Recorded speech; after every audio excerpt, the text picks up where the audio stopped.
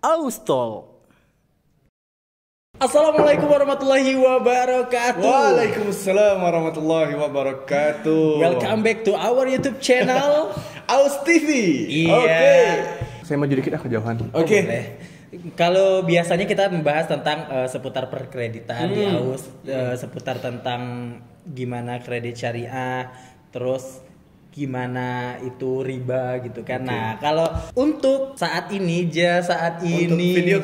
Untuk video kali ini insya Allah kita akan membahas tentang hari ini kita rencananya mau bahas tentang ini sih Pak, tentang kegalauan. Ya maksudnya itu yang pernah juga saya rasain gitu, yang pernah saya rasain dan mungkin sekarang teman-teman di luar sana ngerasain, yaitu kayak kebiasaan-kebiasaan buruk, cara berhenti dari kebiasaan-kebiasaan buruk gitu Pak. Contohnya kayak ya yang kita tahu lah ya teman-teman ya, yang kita tahu.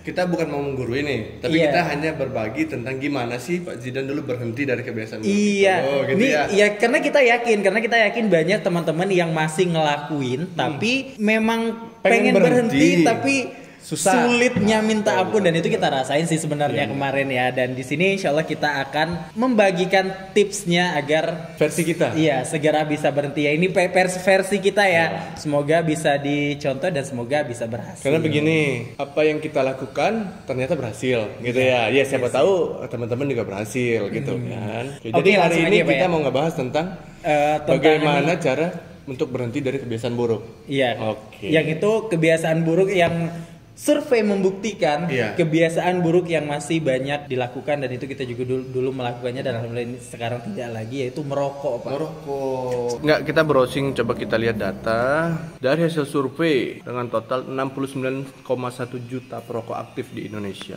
Wow. Kalau sehari sebungkus kali 66 juta bungkus. Sekian lah ya Pak ya. Jadi dan ini juga Pak, dan ngerokok pun bukan untuk zaman sekarang ya Pak ya, yang saya juga pernah melihat bukan hanya laki-laki Pak. Oh iya, benar. Sekarang wanita pun banyak. Nggak tahu dia agamanya apa ya, maksudnya tuh mau itu. Kalau masalah ngerokok sih nggak terkait agama sih Pak. Iya ya Pak ya. Iya. Gak, soalnya terkadang maksudnya tuh kayaknya semua orang udah tahu deh Pak kalau ngerokok ini kayaknya hal yang buruk. Iya. Tapi terkadang kita tuh sedih ngelihat cewek-cewek karena dia berhijab Pak. Dia dari zaman saya kuliah dulu, ya apalagi zaman saya kuliah ya, saya di kota seberang sana ya. Tahun berapa itu? Tahun 2007 udah banyak gitu seberang kota Jambi ya Pak ya. Iya. Udah banyak saya temui cewek-cewek yang ngerokok.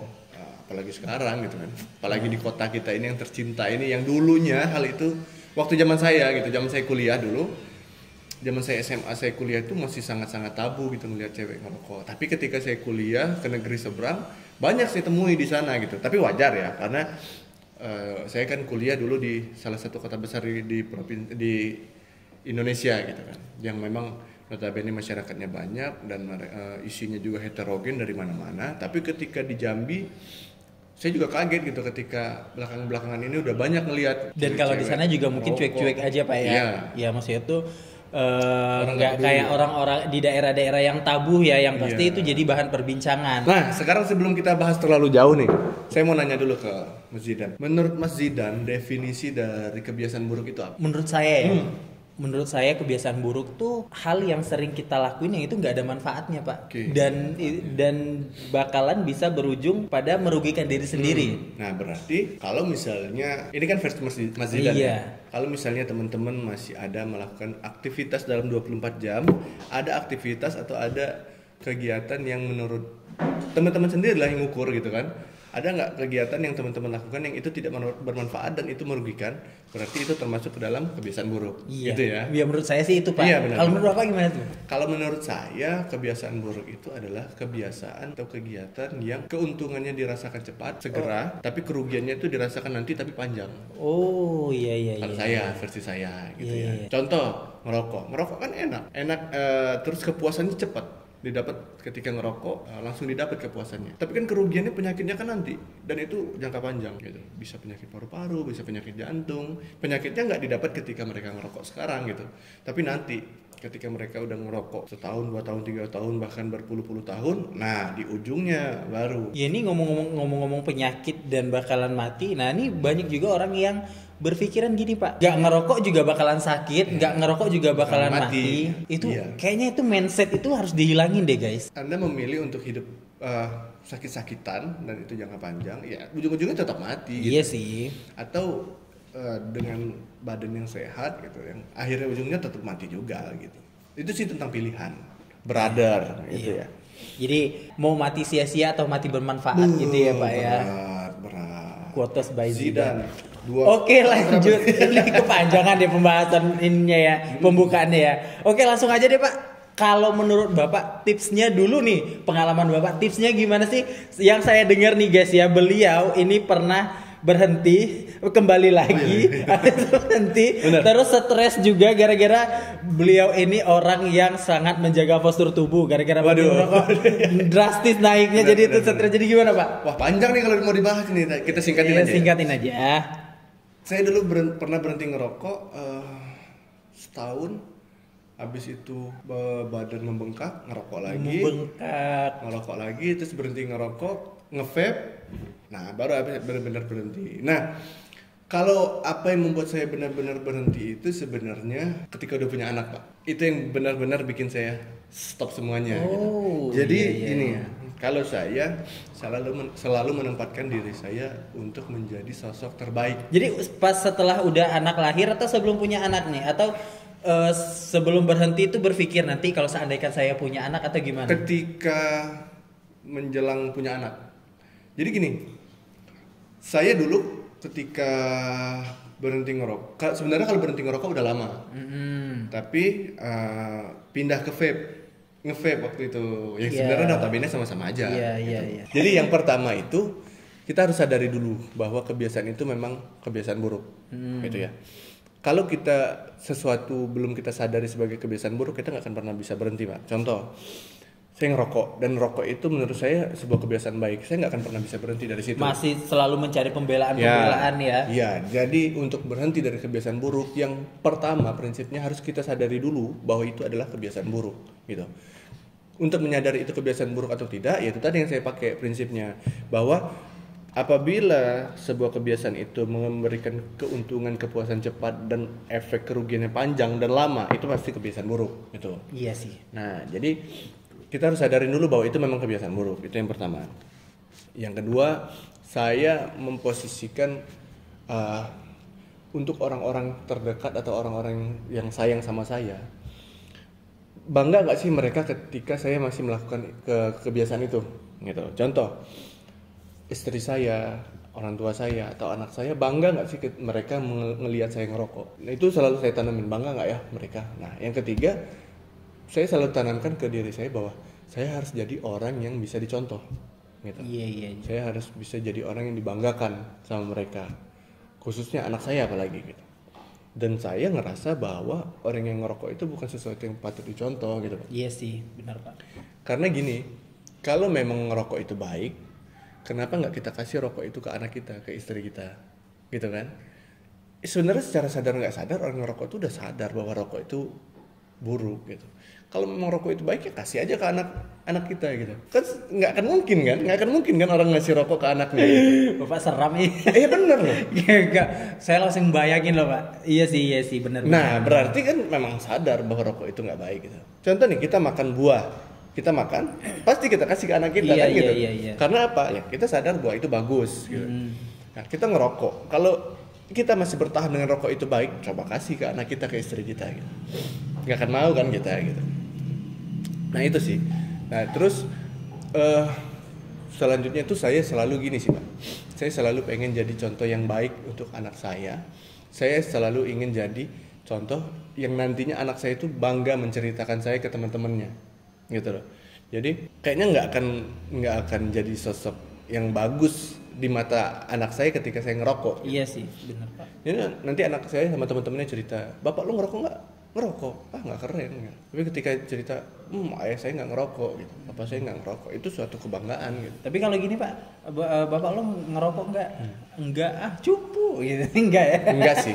Jadi gini Pak, kalau menurut saya nih ya, generasi sekarang itu udah beda dari generasi yang dulu. Kalau dulu nggak ngerokok itu dianggap cupu. Iya. Ngerokok itu dianggap keren gitu ya. Kalau dulu, dan itu saya masih ngalamin gitu. Tapi kalau sekarang kayaknya enggak deh. Karena gini, salah satu penyebabnya juga masalah pandemi. Pandemi itu menurut saya membawa efek positif juga. Akhirnya orang mulai sadar untuk hidup sehat. Hidup sehat, iya benar-benar Pak. Dan orang yang ngerokok itu secara sadar mereka juga pasti mengakui bahwa rokok itu nggak sehat. Apalagi COVID itu kan penyakit yang menyerang paru-paru. Iya sih. Nah, ngerokok itu kan merusak paru-paru.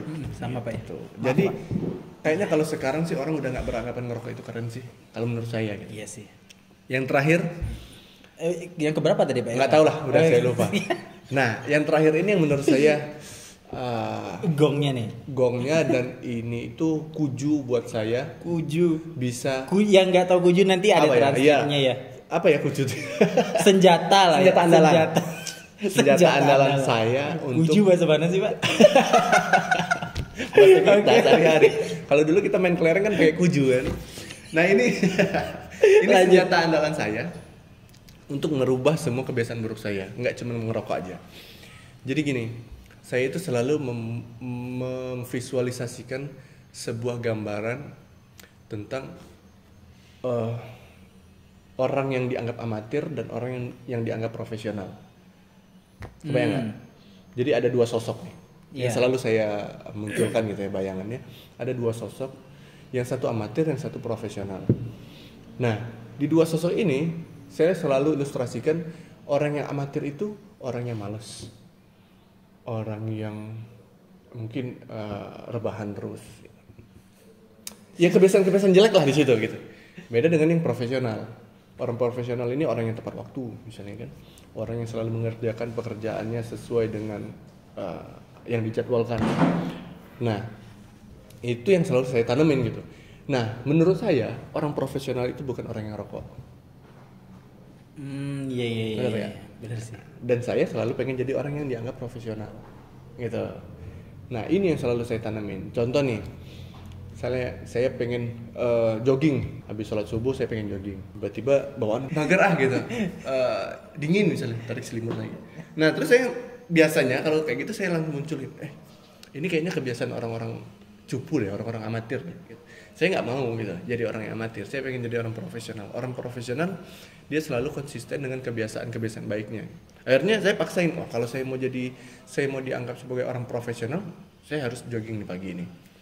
Nah itu yang selalu saya tanemin gitu untuk diri saya gitu. Pulang jogging mau istirahat ada lagi ya. Iya. ada lagi kesini, nah tapi ketika saya dibenturkan dengan keadaan seperti itu, biasanya saya munculin lagi nih sosok dua ini nih, gitu. Ketika saya pengen dianggap profesional ya saya harus mau nggak mau harus saya jalanin gitu. Nah itu yang jadi kuju tadi, yang jadi andalan saya ketika saya mulai males gitu ya, mulai kendor gitu. Selalu itu yang saya angkat. Balik lagi, kebiasaan buruk itu memang yang pertama harus disadari dulu sih. Iya sih.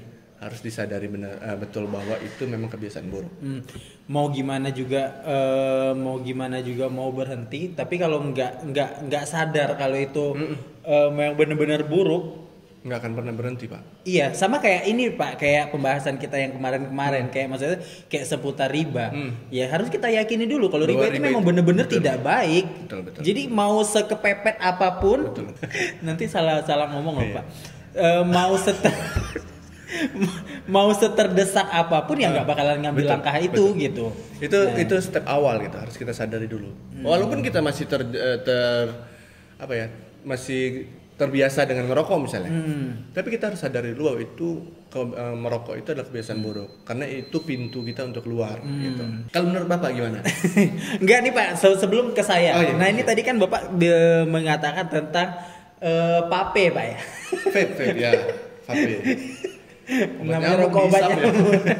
Nah jadi tentang vape. Nah vape ini kan kebanyakan orang beralih ke vape itu karena pengen berhenti ngerokok katanya. Nah sedangkan vape sama rokok itu sama aja. Kandungannya dalam cairannya itu yang saya tahu ya Pak ya, ada nikotinnya juga, ada tarnya juga. Nah jadi kalau tar nggak ada. Oh nggak ada ya Pak ya? Oh ya. Dia cuma nikotin aja. Oke. Maaf ini bukan pembelaan, tapi saya mau ngasih tahu faktanya gitu ya. Oke, nah itu mengandung nikotin juga, jadi kan hampir sama aja dengan ngerokok. Betul. Nah, apakah benar dengan mengalihkan itu jadi bakalan bisa berhenti nantinya? Menurut Bapak gimana? Sebenarnya enggak sih, karena kebetulan saya aja gitu dari rokok ke vape berhenti gitu. Tapi sebenarnya enggak, karena di vape itu ada nikotin, dan nikotin itu sama kandungan yang sama yang terdapat di rokok itu kandungan yang bikin kita candu, gitu loh. Nikotin itu yang bikin kita candu, bukan tarnya gitu, bukan tarnya tapi nikotinnya. Nah sebenarnya sama aja candu-candunya gitu. Tuh sama aja ya Sama guys aja, ya. Jadi mau ke vape, mau pindah ke rokok herbal, ada loh Pak, iya. ada loh Saya Pak, tahu. ada loh. Mau pindah ke rokok herbal sama aja ya Pak ya, semuanya sama. Selagi kalian merasakan nikmatnya di situ dan memang benar-benar nggak ada manfaatnya. Sekarang mending gini, nggak usah dilakuin. kalau Anda merasa bahwa vape itu lebih baik dari rokok, ya kasih anaknya vape, kasih istrinya vape. Wow, keren loh Pak. Bener nggak? Iya. Itu kan nggak akan mau juga gitu. Itu aja. Bener sih. Nah oke, balik lagi ke saya ya Pak ya. Balik lagi ke saya. Gimana? Iya. Minta ditanyain. Iya. Kalau Bapak gimana? Bapak gimana? Kalau saya gimana Pak ya? Saya tuh nggak terlalu terstruktur kayak Bapak. Jadi kayak memang bener-bener random aja nih, apa sih mata? Kayak kelilit lipan namanya. Jadi random gimana ya maksudnya tuh? Coba diceritain deh. Urutannya bisa berhenti dari ngerokok tuh gimana? Iya sih, memang yang kata Bapak benar juga sih. Memang yang kita tuh harus memang menyadari kalau itu memang sebenarnya nggak baik, dan itu saya sadar itu udah lama. Saya kan berhenti, memang benar-benar berhenti ngerokok ya guys ya, itu November 2020. Iya, November 2020 itu benar-benar berhenti. Dan kalau sadarnya udah dari lama pengen berhenti, tapi balik lagi terus tuh pernah juga nge-vape juga Pak, tapi yang kecil-kecil kan ada kan. Nah, jadi udah banyak yang dilakuin tapi masih balik lagi gitu. Kenapa saya bilang random guys? Ini mungkin karena teman sih Pak. Jadi faktor teman. Iya, faktor teman. Gimana sih? Jadi saya pernah bekerja di salah satu restoran gitu Pak. Jadi mereka ada rekrutmen karyawan. Masuklah salah satu teman ini tadi. Ya, namanya Indra. Ini saya sebutin ya, namanya Indra. Halo Indra. Saya berterima kasih sekali kepada Indra. Nah, jadi beliau ini nggak ngerokok Pak. Nah, beliau ini nggak ngerokok, tapi beliaunya dulu ngerokok. Teman-teman saya ngerokok semua. Saya ngobrol sama beliau, perkara-perkara yang ya menurut kami bermanfaat lah Pak ya. Tentang agama, tentang hidup sehat, dan beliau memang orangnya juga hobi olahraga Pak. Ya meskipun saya cuman ikut berhenti ngerokoknya aja untuk saat ini, nggak ikut olahraganya ya. Seiring berjalannya waktu, saya sering ngobrol sama beliau, tapi saya selalu ngerokok. Kalau ngobrol sama beliau saya ngerokok. Tapi awalnya nggak nyaman Pak, nggak nyaman, dan ujung-ujungnya saya coba itu kan biasanya kalau ngerokok habis makan nih Pak ya. Habis itu saya coba sekali untuk tidak ngerokok. Pas ngobrol sama Indra itu? Nggak masalah sih, maksudnya tuh ada kan orang-orang yang bilang, aduh kayak ada yang ngerasa kurang lah, mulut masam lah apa segala macam. Nah jadi saya merinding jadinya Pak. Jadi saya coba untuk tidak ngerokok sekali, dan itu saya ngerasa ya fine aja gitu. Berarti bisa saya ini nggak mati ya, nggak langsung mati gitu. Nggak langsung mati. Nah jadi saya pulang ke rumah, saya coba untuk tidak ngerokok. Nah tapi di saat ada pikiran untuk ngerokok lagi, saya ngerokok lagi Pak. Saya ngerokok lagi, kan saya dulu belinya dikit-dikit Pak. Jadi nggak yang kayak orang langsung beli sebungkus apa segala macam ya. Oh, batangan ya, ketengan. Iya. Nah, saya coba lagi. Kok rasanya aneh? Yang saya ngerasanya nikmat. Padahal satu hari loh Pak. Saya cuma nggak bilang satu hari, itu satu part itu yang mana saya setelah makan saya coba untuk tidak ngerokok. Cuman beberapa jam gitu. Nah, cuma beberapa jam saya untuk tidak ngerokok. Nah, terus saya pulang ke kosan, saya coba ngerokok lagi, kok nggak enak. Akhirnya setengah udah saya buang. Nah terus dikirimin sama teman Pak. Nah dikasih rokok? Enggak Pak. Terus dikirimin apa? Enggak, jadi gini, ini guys ya. Ini kekuatan teman ya, kekuatan teman juga, teman yang Allah kirim ya, semuanya atas kehendak Allah yang mengirim teman seperti itu ya. Dikirimin Pak, isinya video WhatsApp, video tentang rokok. Iya, tentang rokok dari dokter kalau nggak salah. Ini berbicara tentang kesehatan tapi Pak ya. Nah jadi banyak nggak sehatnya apa segala macam lah dari dunia kesehatan kan memang ditekankan untuk tidak merokok. Nah terus udah, tapi masih Pak, masih mau coba lagi ngerokok. Dan itu saya coba ngerokok malam sebelum tidur dan itu mual Pak.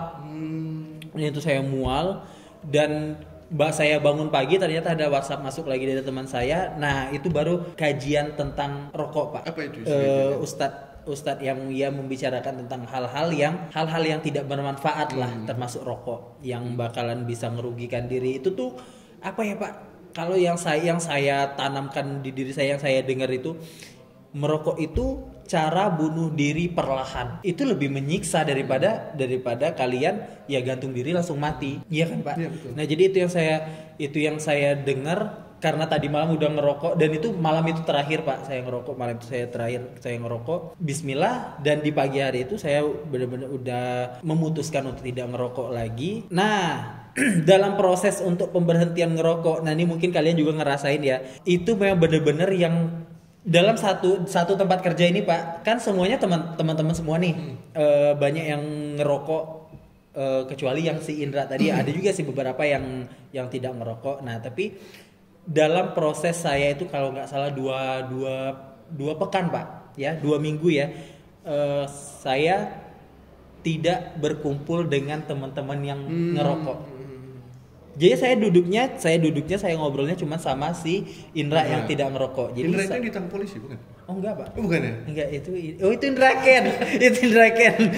Wow, murah banget. Enggak, bukan Pak. Oh, bukan ya? Bukan. Kirain Indra Nah, gitu. jadi saya cuma ngumpulnya sama beliau dan sempat beliau nasihati juga jangan seperti itu. Kita mau berusaha untuk menjadi orang baik meskipun langkah awalnya untuk berhenti ngerokok. Nah, jadi jangan kita seolah-olah kita memusuhi mereka. Iya.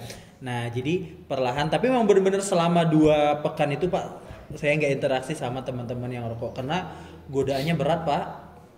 Nah, jadi ya itulah, setelah 2 pekan. Nah, saya pernah mengutip dari motivator, saya lupa Pak. Jadi kalau Anda ingin melakukan ingin terbiasa melakukan satu hal, lakukanlah berturut-turut selama 15 hari kalau nggak salah. 15 atau 14 hari. Lakukan secara berturut-turut secara 15 hari dan insya Allah akan menjadi kebiasaan. Jadi konsisten, dan itu saya terapin setelah 2 minggu itu saya ngelihat orang rokok biasa aja. Berarti berhasil ya? Berhasil Pak. Nah itu triknya tuh. Nah itulah sampai sekarang saya tidak ngerokok. Wis, mantap. Alhamdulillah. Saya ada cerita yang mungkin bisa menginspirasi juga ini dari teman saya itu malah duluan Iya dari Pak, saya. ini podcast ini berhenti isinya inspirasi semua Iya, insya Allah. mudah-mudahan. Iya. Nggak, ini masalahnya unik gitu menurut saya gitu. Teman saya itu ya yang saya tahu dia ngerokok. Suatu hari dia habis makan ya ceritanya Iya. kan.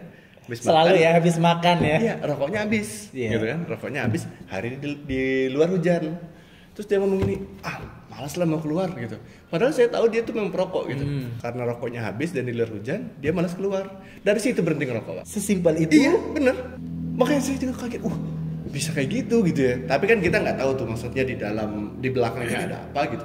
Tapi dia ketika cerita tuh cuma kayak Iya, gitu. sebelumnya ada apa ya, kita nggak tahu ya. Tapi dia cerita waktu itu cuma gitu ke saya gitu. Ternyata kan memang sebenarnya hal itu tuh nggak sesulit apa yang teman-teman bayangin gitu lah. Jadi memang yang saya tahu, manusia itu terkadang ada yang namanya was-was ya. Bahwa memang kita tuh kadang-kadang sudah takut terhadap sesuatu yang bahkan itu belum terjadi. Jadi itu yang kadang-kadang bikin kita berat. Nah, mungkin ada satu hal lagi yang paling penting menurut saya untuk kita bisa berhenti dari kebiasaan buruk, yaitu banyak-banyak berdoa, minta kepada Allah, walaupun kita masih ngerokok gitu, tapi minta kepada Allah untuk, ya Allah bantu saya untuk berhenti merokok.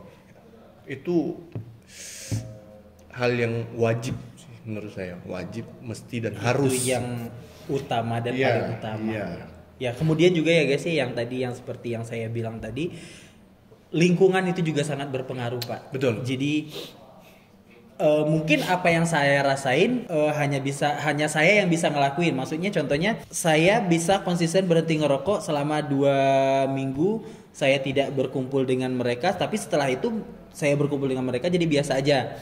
Nah saya takutnya nanti kalian menerapkan seperti itu, setelah 2 minggu kalian berhenti ngerokok, tahu tiba-tiba setelah itu kalian ngumpul lagi tapi gagal. Nah, nanti kalian nyerang saya. Enggak gitu ya. Jadi maksudnya tetap kita juga jaga diri kita, tetap juga kita jaga. Kalau kita ngerasakan, yang tahu diri kita tuh kita sendiri. Betul. Kalau kita ngerasa kita nggak sanggup, misalnya nih kita coba untuk berkumpul sama mereka, tiba-tiba kita ngerasa kita pengen ngerokok, lebih baik ya mundur aja, lebih baik pulang dan besok nggak usah ngumpul lagi gitu. Jadi gini, ada yang menarik nih dari statement Zidane tentang kita yang lebih tahu tentang diri kita. Sebenarnya Zidane ini di cerita kita berdua ini ada 2 versi yang berbeda sebenarnya. Iya sih. Ya, Zidane berbicara tentang gimana nasihat teman kepada Zidane dan gimana lingkungan itu mempengaruhi Zidane. Kalau untuk saya pribadi, saya membangun bahwa saya menanamkan ke diri saya bagaimana saya harus dianggap di lingkungan, ya. Untuk saya sendiri pribadi, lingkungan itu nggak terlalu berpengaruh. Gitu. Contoh, untuk teman-teman yang ngerokok, saya masih sering ngumpul nongkrong sama teman-teman saya yang ngerokok gitu. Dan dulu ketika saya baru berhenti ngerokok pun saya udah nongkrong gitu, tetap nongkrong gitu. Jadi memang intinya teman-teman harus pahami dulu diri teman-teman itu yang seperti apa. Kalau memang teman-teman merasa bahwa teman-teman sangat butuh support system dari lingkungan, coba pakai yang sistem yang Zidane terapin tadi gitu. Cari teman-teman yang bisa mensupport gitu ya. Tapi kalau teman-teman merasa bahwa lingkungan nggak terlalu berpengaruh untuk teman-teman, ya mungkin bisa dipakai tadi yang cara saya gitu ya. Coba kita kembali untuk kenali dulu diri kita lagi gitu. Kita orangnya seperti apa gitu. Sip. Oke. Kayaknya udah selesai deh. Iya, panjang nih obrolan. Nanti coba komen deh di bawah untuk teman-teman yang sudah berhasil berhenti ngerokok. Coba komen di bawah, kasih cerita. Iya, ceritain nanti kita bahas prosesnya untuk bisa berhenti ngerokok, ceritain perjuangannya dan manfaatnya setelah berhenti ngerokok gitu ya. Share di bawah, kita bagi-bagi cerita ke teman-teman yang lain yang sedang berjuang. Yang lagi berjuang untuk berhenti ngerokok juga boleh komen di bawah. Mau bertanya atau minta masukan, mungkin ada yang nggak kita bahas kali ini, mungkin bisa kita jawab di komentar gitu ya. Iya. Sip. Oke guys, terima kasih banyak untuk yang sudah mau menonton video ini, untuk yang sudah nge-like video ini, untuk yang sudah subscribe channel ini, untuk yang sudah nge-share video ini. Terima kasih banyak buat kalian. Insya Allah kita bakalan tetap semangat untuk bikin konten. Ini bersambung guys, jadi nggak habis sampai di sini. Ini kan kita sudah tips cara berhenti dari ngerokok. Nanti kita akan sampaikan di segmen berikutnya, kita akan sampaikan tentang kerugian-kerugian apa aja sih yang kita alami di saat kita masih ngelakuin hal-hal yang buruk gitu ya. Oke guys, thank you buat semuanya. Ya segitu aja dulu. Terima kasih. Wassalamualaikum warahmatullahi wabarakatuh. Waalaikumsalam warahmatullahi wabarakatuh.